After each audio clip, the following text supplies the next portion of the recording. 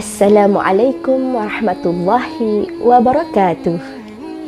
Tajuk kita hari ini ialah kewafatan Nabi Muhammad sallallahu alaihi wasallam.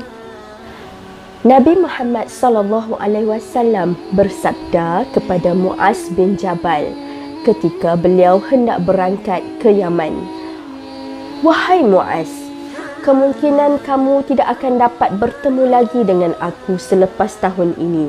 Semoga kamu akan melalui masjidku atau perkuburanku." Murid-murid, tahukah kamu di manakah terletaknya makam Nabi Muhammad sallallahu alaihi wasallam?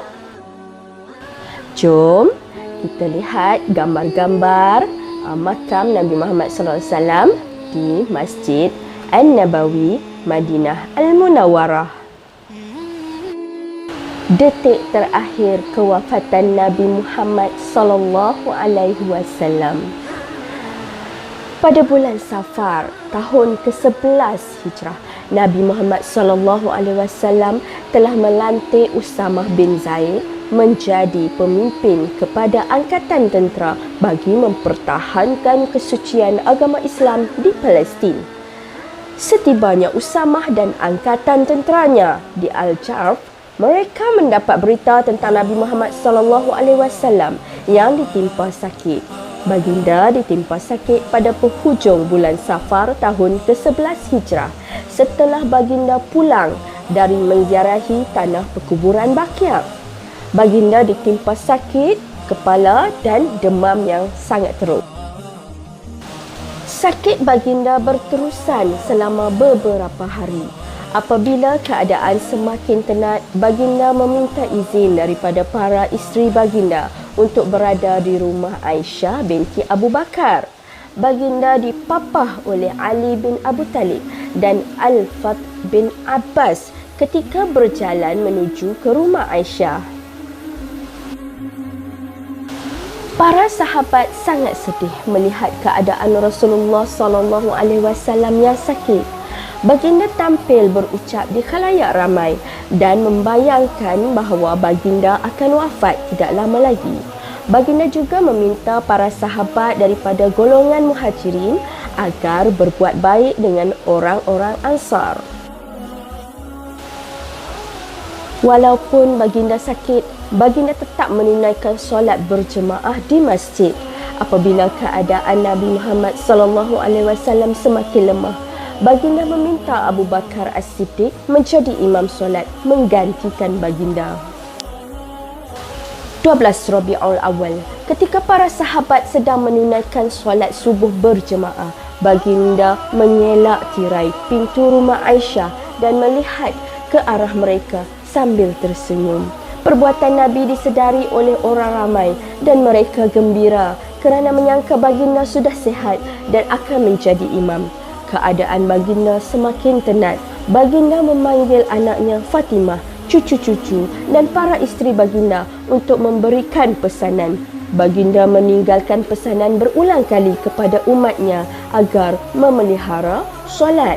Ketika hampir sangat kewafatan Nabi Muhammad sallallahu alaihi wasallam, Abdurrahman datang bertemu baginda Nabi Muhammad sallallahu alaihi wasallam dengan membawa kayu siwak. Baginda memberikan isyarat kepada Aisyah bahawa baginda hendak bersiwak.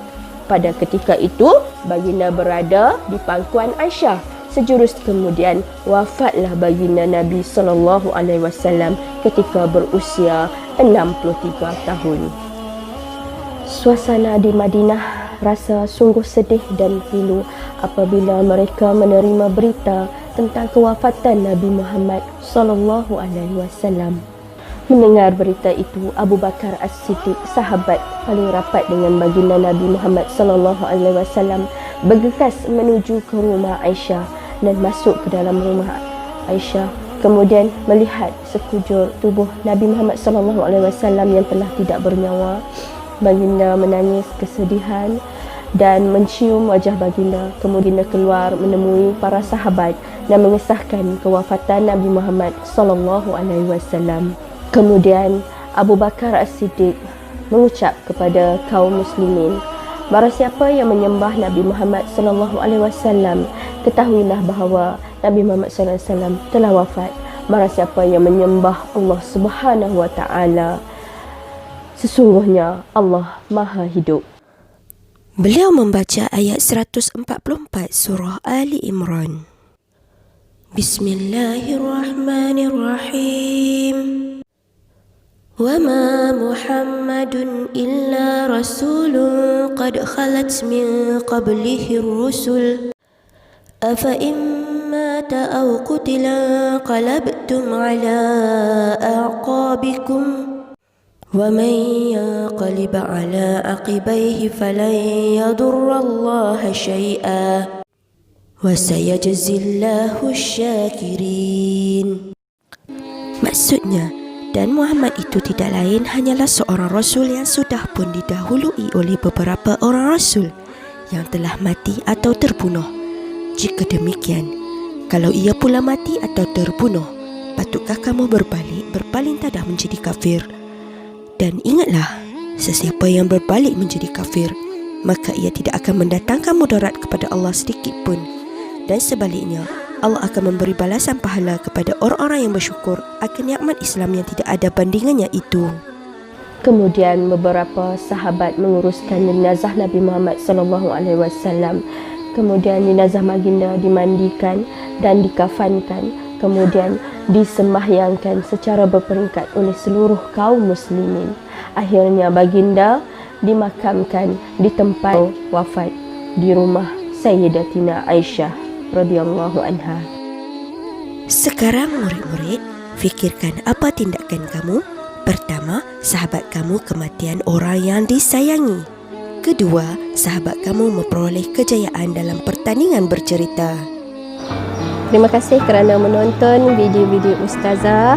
Jangan lupa ya, like dan komen video-video Ustazah dan subscribe channel Ustazah Anisa Ahmad.